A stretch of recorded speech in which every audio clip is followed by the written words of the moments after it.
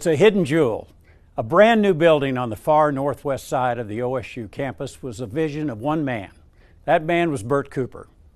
The Bert Cooper Engineering Lab opened in April 2015. This 30,000 square foot facility was created to help design and test steel and concrete. And of course, it's named for Bert Cooper, an OSU alum and the late CEO and board chairman of WW AFCO Steel. Bert passed away in 2012, 3 years before the lab would open. But his son, Rick, took over the company and Bert's dream. He was very colorful, incredibly passionate about Oklahoma State University. And he had a real frustration with where we were having to do research and testing in our industry, in our company. We were contracting that out with universities in Texas and North Carolina, Illinois, California, and he wanted that testing and those research dollars to stay or be at Oklahoma State University. He knew we had the people, the brightest people in the engineering school here, as bright as anybody in the country, and he really just was frustrated that we didn't have a structures lab to do that research and testing. And in 2015, this mission would become complete with the opening of the Bert Cooper Engineering Lab. For students and researchers studying civil engineering, this lab is top tier, on par, if not greater, than any other structures lab in the country. In the middle is a 6,000 square foot strong floor. It's 44 feet wide, 128 feet long, and the cement is 4 feet thick. It will support 200,000 pounds of loading in any direction. The strength of the building allows researchers to test the strength of a full-size 3-story building. The impacts on roads and bridges are just as impressive.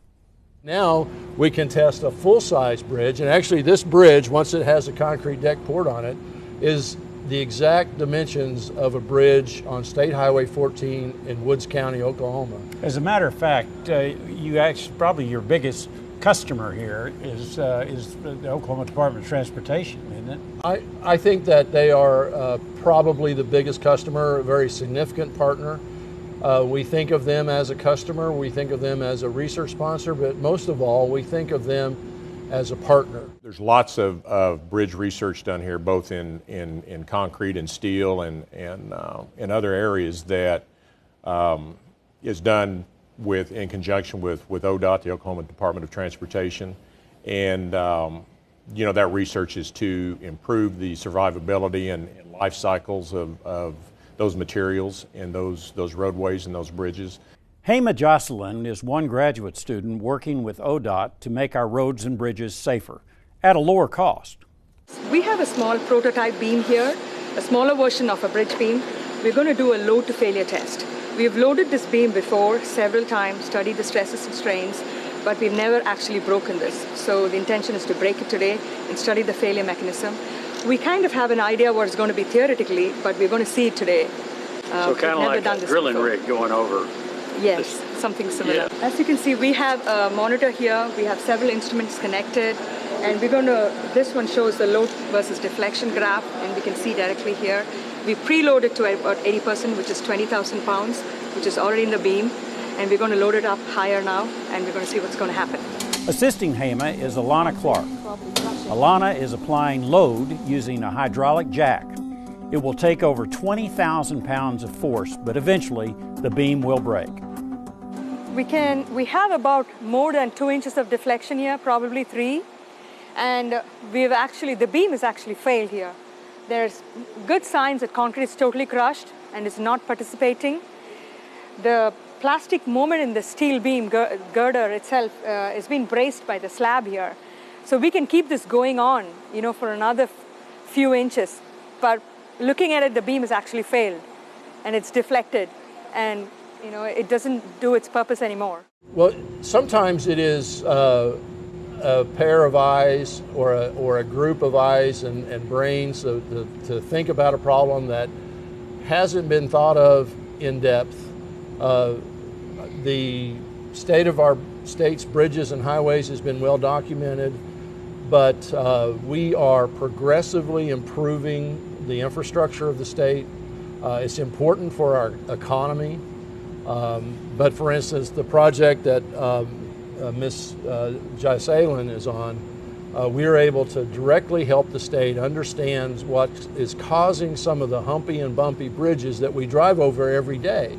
And it's problems that are on the surface can be very complex, but once we get them in a research environment, like most complicated problems, sometimes the simple solutions are the best. Well, can you actually refurbish these bridges that are deficient currently without just replacing them entirely? Many can be refurbished, and the state is, and they're the professionals at the State Department of Transportation look at those. Can we do we have to replace it? Can we rehabilitate it? And so a significant number of our steel girder bridges that might have been built in the 1930s and 1940s are good candidates for rehabilitation. Traffic on our roads and bridges is only part of the wear and tear. Weather is another factor. Anyone who has lived in Oklahoma knows that we experience all 4 seasons, and sometimes all in the same week. Hope Hall is a graduate student looking at the impact that change in temperature has on concrete. So most of my research is over air entrainment in concrete, which is basically millions of tiny bubbles forced into the concrete so that whenever it goes through these freeze-thaw cycles, whenever it has water on top of it, those tiny bubble spacing allows pressure relief so that whenever it freezes and thaws, it doesn't affect your concrete. So you were explaining to me that, So you go through a sample, and whenever we make concrete, we go through and make different types of samples. This one is for the hardened air void test. So it starts out like this with just your aggregate, and then it goes through a cycle of coloring and baking soda to show all the white spaces are air bubbles. And the smaller the spaces and the smaller the bubbles, the better the quality of concrete it's going to be. So is this a good one? I mean, even though you have some big air bubbles? Even though you're probably not going to get all of the bigger air voids out of it, but this is a pretty good sample. So all of this is very interesting, but what does it mean to the everyday person? So air in your concrete, the right spacing, increases the lifespan of all of the infrastructures, bridges, roads, anything that has to do with this laying concrete. And in return, that's going to save America and everyone millions of tax dollars. Well, we had a lot of intentionality when we built the lab and designed the lab. In a bank of rooms across the way, we have a mixing room, we have a room to sieve aggregates, because that's an important component in both soils and in concrete.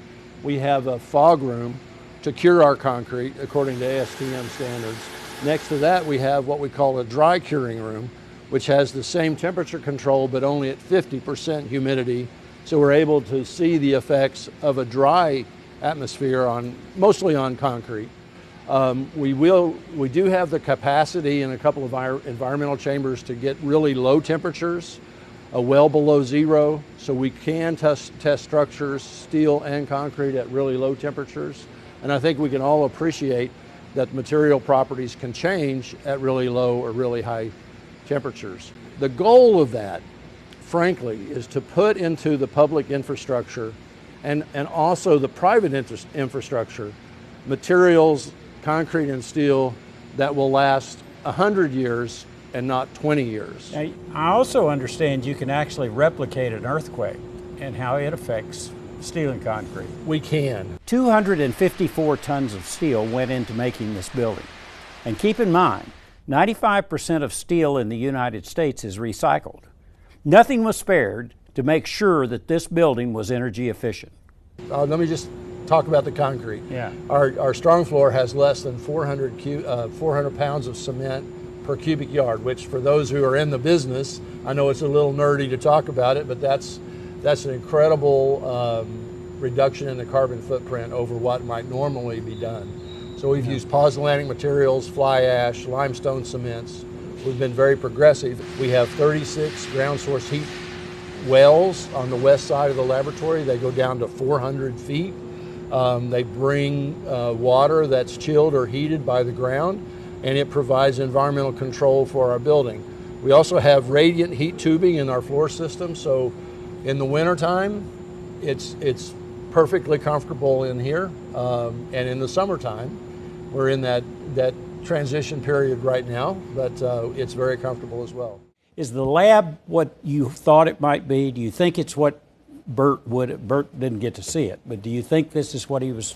No question, Burns. Dad, I remember when Jim Bruce brought the first set of plans to our office, and I was in there, and Dad looked at it and goes, "It's not big enough. It needs to be twice as big." He said, "We need to have the biggest, most sophisticated, advanced structures lab in the United States," and that's what we have today. There's no question if Dad could walk in this door, he would be thrilled.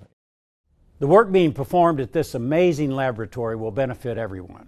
Our students get to work in a top-tier facility. Our faculty get to perform cutting-edge research, and all of us get higher quality roads, bridges, and buildings. We want to thank the Cooper family for everything they've done for Oklahoma State University. Without alums like Rick and his dad, Bert, opportunities like this just wouldn't be possible. I'm Burns Hargis, and we'll see you on the next episode of Inside OSU.